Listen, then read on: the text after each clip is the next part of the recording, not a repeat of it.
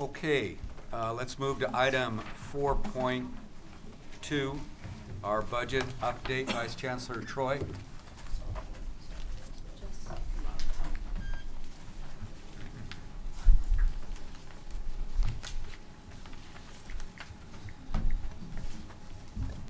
Good afternoon, President Himmelstein, Chancellor Scott, and board members. The big news for the budget will happen 1 week from today. On May 14th, the governor will release his May revision, which will show his updated look on the revenue picture and any changes to his January budget proposal. So we're in a bit of a holding period until we get the word out on that. Having said that, in the last couple of months since we last met, there has been some interesting activity on the budget. Perhaps most significantly, the Assembly and the Senate both held their hearings regarding the community college budget. The Senate Budget Committee did not take any formal actions on the budget. I think they did express what I read as some skepticism regarding some of the administration's proposals that would undo SB 361, our main apportionment system. I think they are not inclined to accept the governor's proposal to release almost all the strings on the categorical funding as the governor had proposed in January. Having said that, I'm not sure that they're unwilling to look at some options there in terms of adding some more flexibility to the programs. So they've not made any firm commitments on that proposal yet. The chair did express sympathy about our current year deficit, but is not going to take any action on that until May revision. So I think much more to come from the Senate on that. The Assembly Budget Subcommittee met on April 25th. They did take a couple of direct actions. They formally rejected the categorical consolidation proposal, and they formally rejected the governor's proposal regarding to repeal SB 361. They were, I think, very clear in their desire to leave the categoricals more or less as they are. The chair allowed for quite a bit of time for advocates for those programs to come up and speak out on behalf of those programs. So I think that indicates a will on their part to leave those programs intact for now. So there may be somewhat of a difference of opinion on the Assembly and Senate side on that issue. Again, no action was taken on the funding. There is sympathy in regard to the current year deficit, but they have to wait for the revenues. So I think I anticipated that. But we're all on pins and needles then until May revision. Speaking of the current year deficit, when I told you in March that we had an unanticipated deficit at the time of the P1 reporting of about $149 million, that included a little over $100 million in fees and about 40 some odd million in property tax. We are currently going through the process of collecting information for the P2 report. And there appears to be preliminarily a little bit of good news in that reporting. Fees seem to be up a little bit relative to what we received at P1, about $7 or $8 million it looks like. And also it appears primarily because the San Mateo Community College District now appears to be a basic aid district. They were very close to that level at P1. They appear to have gone over the top on that issue as a P2. And that actually has the impact of shifting about $40 million in property tax from K-12 districts within the San Mateo County to the community colleges. So that would, if you add those two issues together, it looks like our deficit might be down to about $100 million or so. Again, these are not final numbers at this point, but at least preliminarily, it looks like we're moving in the right direction. Of course, for the K-12 districts, the state automatically backfills their property tax loss, so that would be no harm to them. And in terms of our district, statute regarding our district, our systems backfill, we have a vehicle authored by Assembly Fiorentani moving its way through the Assembly right now. That is AB 2591. That would provide prospectively, it wouldn't fix this year's issue, but going forward, it would provide an automatic statutory backfill for revenue shortages in our system, be they fees or property taxes.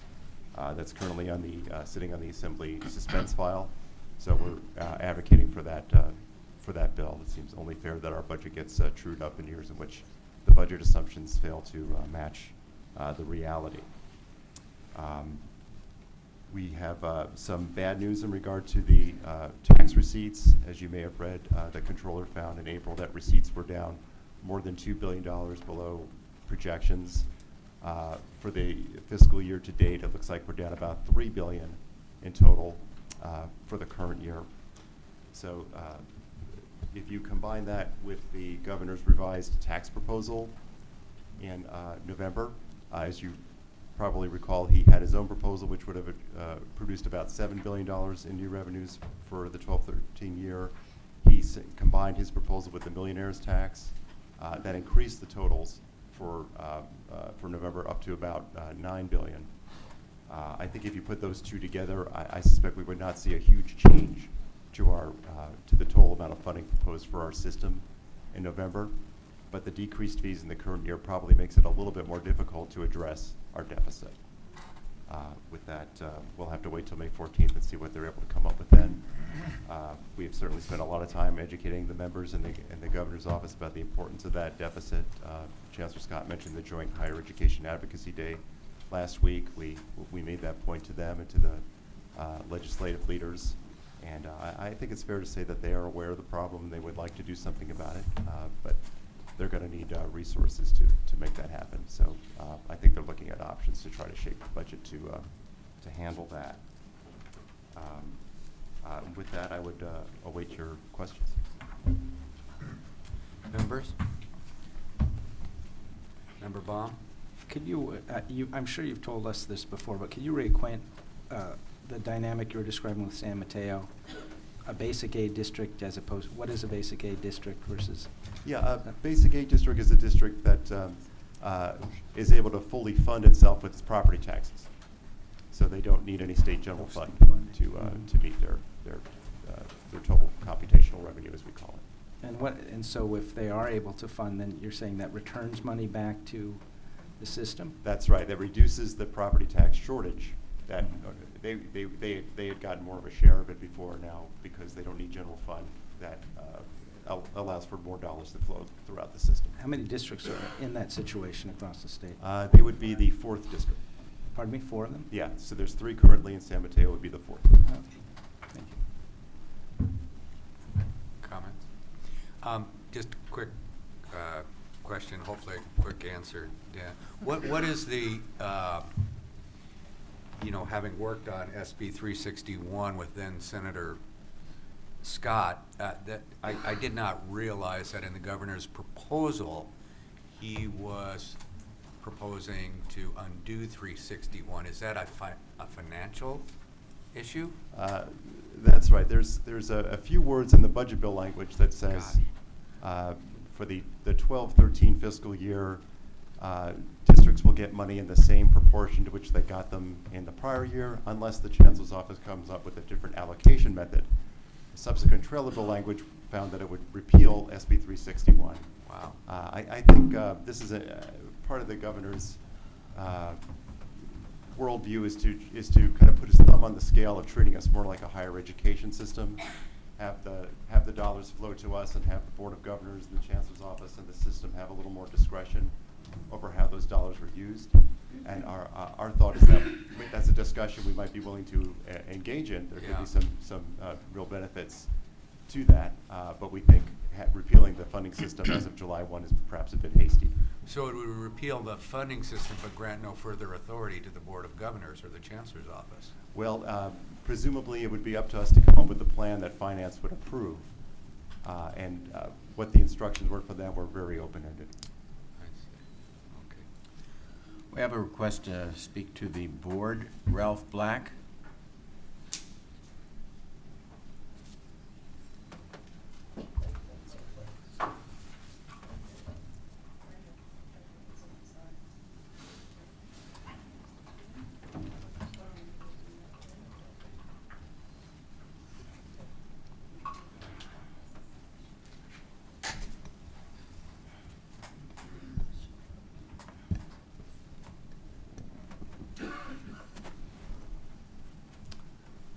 Good afternoon. I'm representing the California Association on Post-Secondary Education and Disability, CAPED. We're very concerned with the dire financial circumstances that face the program serving students with disabilities in the system. As you know, back in 2009-10, DSPS and other categorical programs were cut by 40%. By contrast, the system as a whole has been reduced by about 11% in the same time period. And difficult as it has been for colleges to absorb an 11% reduction, it's been much more difficult for the categorical programs to absorb the 40% reduction. And to make matters worse, in the case of DSPS, the number of students with disabilities served in the program system-wide has increased by about 7% in that same time period, even though overall enrollment in the system has been declining. As a result, many colleges have had to eliminate or curtail services to students with disabilities or have cut staff to the point that students have to wait many weeks for the accommodations that they need and are entitled to under the Americans with Disabilities Act and other state and federal laws.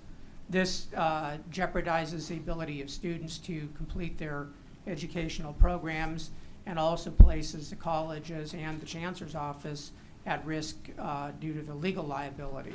There actually have been lawsuits against some of the colleges, and the disability discrimination complaints filed with the Office for Civil Rights and the Department of Education have increased by 30% in the past 2 years. We know that the board recognizes the urgent need to restore funding for the categorical programs. This has been one of their top budget priorities during the past 3 years. But now that there is at least a possibility that additional funding could be available if the governor's tax measure were to pass in November, the time has come to get serious about addressing restoration. KPED and most of other groups in the system have been advocating that instead of using the money for reduction of the state's debt, as the governor proposes, that these monies should instead be used to meet the critical needs faced by our colleges. The Chancellor's Office actually has proposed a plan for doing this, but we think that that plan fails to give enough emphasis to restoration of categorical programs.